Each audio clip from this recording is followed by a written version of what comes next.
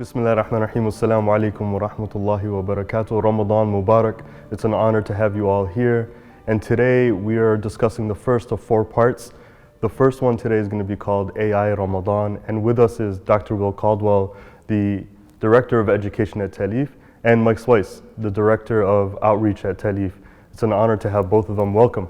Ramadan Mubarak. Ramadan Mubarak. Ramadan Mubarak. Assalamu alaikum. Alaikum salam. Good to have you guys. Alhamdulillah. Mike brought up something really interesting. He said, when we were talking about AI, and he said, everyone talks about it as artificial intelligence, but what about artificial Iman? Yeah, I think that the reason it came up is we see it so much in the community, right? How many times do we find ourselves going through the motions of our faith rather than actually being connected to God in it? Because what's happening is we're living in a time where people are looking for spiritual hacks. We're looking for hacks for everything.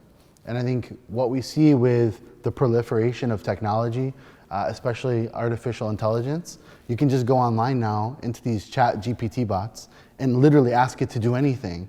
You could say, write me a khutbah, write me a sermon. You could say, write me a business plan for this, write me a curriculum.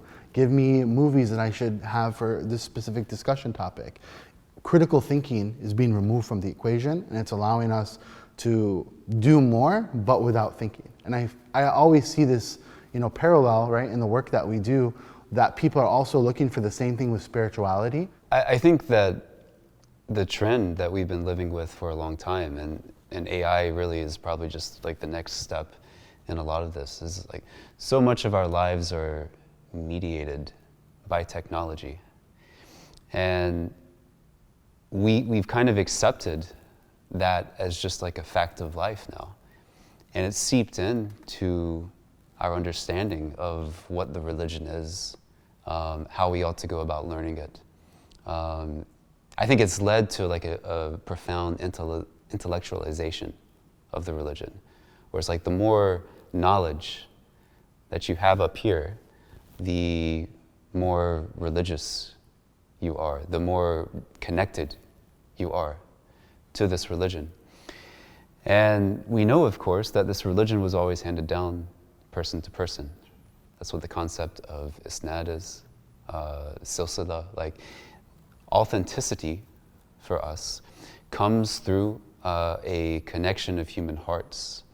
And we lose that if we sort of hand over our process of discovering Islam to AI or Sheikh Google or whatever the case may be. That's something that gets lost in the process. Well, I don't want us to sound like a bunch of uncles talking about the internet, right? Being like, oh, the internet is a bad thing. Just like all technologies in the beginning, you fear it. You're not sure where it's going to take you. But what do you guys think about how Muslims and how do we navigate it in the waters that we're moving forward with? Well, I think this is one of the profound things about the month of Ramadan. And this is why we originally agreed to talk about this, in connection with Ramadan. It's because, there is something incredibly visceral about the fast. It's the most visceral act of worship that we have. We pray like we're moving with our bodies, like we have to engage our bodies to a certain extent. Hajj is strenuous physically, right? But fasting is something that when you engage in it, it's literally right there with you, reminding you that like you were fasting, like that hunger and that thirst is something that no one else, no other person. Right. Chat GPT can't fast for you. Chat GPT cannot fast for you.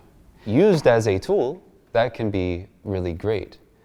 But the experience of fasting itself is something that will be the most profound teacher.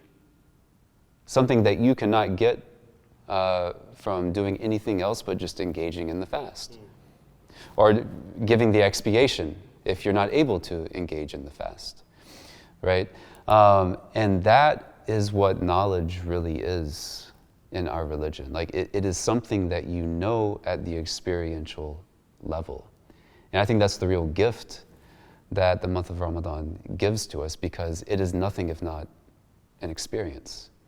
And the things that you learn about yourself during that, the closeness that you derive with Allah from that, is not something that you're going to get from another human being, much less a chatbot on the internet. What do you think, Mike? Yeah, I think that as technology grows and expands and progresses so much, there's always been this conversation of how relevant is religion anymore. As every year, it's this discussion pops back up. Religion seems to be becoming more irrelevant as technology is becoming more relevant, right? And I think like the whole point of this conversation, right, is that I remember when I first became Muslim, right? I fasted for 3 Ramadans before I actually ended up publicly identifying or taking my shahada, right? Why was fasting, why was Ramadan so powerful? Because it was real. It was the long work, right? In the math equation, it was having to actually do the pluses and the minus and the points and the decimals and all the other stuff I don't even remember anymore, right? But it was the hard work and it was real. No one could take that away from you. It wasn't intellectual, it was in the heart, right? And I think that one of the things that we forget is when you skip the hard work, that's where the openings come. That's where the beauty comes. That's where we taste. When people are like, oh, I don't feel spiritual, I don't taste this. When I pray, I wake up for tahajjud, I don't feel it. Well, you're gonna feel it. Like that sleep deprivation, all of that, where do you think these openings and these good things come from? So I think that what we're trying to highlight here is that religion has timeless values and that those principles are universal, right? And that even though technology may advance, that as Muslims we should always look at the beauty of these rituals we have, because they help us tap back into our soul, tap into our heart, and help us become the best versions of ourselves. And in the sense that, so much of life as we live it nowadays, it is highly technological. I think that it's worth acknowledging that, in fact, religion is irrelevant to much of like this constructed reality that we navigate on a day-to-day basis. And within that reality, convenience is prized, efficiency, like speed, getting things without having to wait or without having to go to multiple sources is sort of what all of this technology is meant to facilitate for us. And I think that has a way of really removing us from a very fundamental human experience, which is pain, discomfort, agitation, right? Things that we need if we are to have those spiritual openings, right? We have to go through these means, oftentimes. Like we were talking yesterday, like this word fath, which it's an opening, right? Like in a physical sense, an opening on your body is called a wound. That's right. Right? That's a wound. You cannot have an opening without something happening to you that disrupts your sense of normalcy, right? And at the risk of being the white guy who quotes Rumi, it's like, didn't he say, the wound is where the light gets in. But I think that's something that it's very easy to lose touch with. And so, to sort of veer away from like being those uncles who are just complaining about the technology. I think like the technology, in a sense, is very inevitable. You see already, I was sitting on a flight back from the Bay a month ago, and I was watching this woman on her laptop. She was using ChatGPT to write memos for a job. And this was like... So it's already there. It's already here, and even that seems like a long time ago in the tech world, right? So much has happened since then. It has actually, that AI has improved. It got better since then. But people are already like discovering it, they're using it, and probably, a lot of the stuff that we read on the internet is generated by AI. It's inevitable. But I think the value of fasting in Ramadan is that it gives us that connection with ourselves. and with the law that is real. Like you said, Mike, it has a reality to it that is deep and profound, and that goes beyond anything that this technology can really deliver to us. And it allows us, I think, ideally speaking, to keep the technology in our hand rather than in our heart. We're at a time where everything almost can be accessed virtually, right? And that's good. I mean, like you have the capability of sitting with teachers in Egypt in real time. When did you ever have that in human history? When you're sitting in the luxury of your own house and you're getting real knowledge from them in real time. So like there's a balance, right? But what we're trying, I think, to articulate is that at some point, the intellectual, right, only takes you so far, but it's through the actual heart and visceral reactions, visceral kind of like, I'm hungry, I want to eat, right? But you say, no, Allah's God, right? That kind of trumps everything else, in which ever information you might get from ChatGPT or any individual, a scholar can tell you that till their lips turn blue in the face, but until you experience it, you're like, I'm fully submitted to this thing. I'm fully submitted to this thing.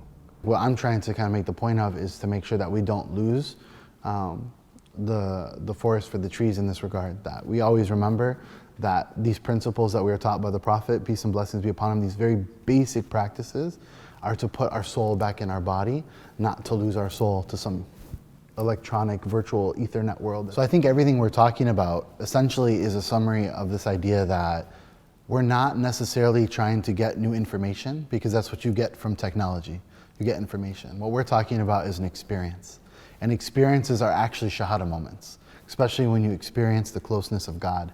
And I think that what we find happening is when information is transmitted from heart to heart of people who know God or try to live a life in worship or trying to commune with their Creator, it has a special level of power that is transmitted from heart to heart that no machine, no robot can ever give you. And one of the things that I feel like I've experienced every Ramadan, no matter how well prepared I was or how observant I was at the time or how present I was in that Ramadan, that every day I fast is a new revelation for me about myself. It's a shahada moment. What do you think about individuals nowadays, because of so much information, because of so much cerebral, intellectual kind of way of thinking about everything, right? How do we navigate how individuals take all this information and it doesn't bog them down into being anxiety prone or in a place of overburdency? Well, I think we're drowning in information. You know, we produce, and I may get this statistic like slightly wrong, but in a day, in 2023, we produce more information than existed in the entirety of human history prior to the internet. That's wild. Yeah, it is wild. But so we have access to as much information as you could possibly desire. And, you know, to sort of like draw an analogy, you probably know this phenomenon of like getting on WebMD and diagnosing yourself. And then you just get stressed out, right? Because you're like, well, oh my God, like I have like all of these diseases, right? But I mean, that is what unfiltered access to information without the guidance to really like decipher and sift through it will get you. It leads you into a state of anxiety, right? So I think the antidote to this, well, there's two. You know, to run with sort of like the medical analogy is like find a doctor, right? One thing that you ought to do is lean on someone who knows what to do with all of that information. That's right. Right? So, you know, when it comes to this religion, you can find whatever it is you're looking for on the internet. But when it comes to actually applying that information to your life, putting it into practice, finding a teacher who has done this successfully already and who has successfully guided other people to doing the same is what you ought to seek out. And The second thing is when you get the medicine, you ought to take it, right? And I think for as much information that is out there, oftentimes the solution, the medicine, is so simple that it eludes us. Fast the month of Ramadan. It's a medicine, right? And you do that, and suddenly you will have your own sense intuitively of what this knowledge is and how it can be used, because you'll know who Allah is, and you will know better who you are, and you will know what it is that you need to take and implement into your own life. So take Ramadan as a medicine. That's fantastic, and hopefully we all can do that, where we take Ramadan as a medicine and maybe even our teacher, and be able to start it and close it out in the best of ways. God bless you all. Thank you for tuning in. My name is Ali Dia, the Executive Director of Ta'leef. Ramadan Mubarak.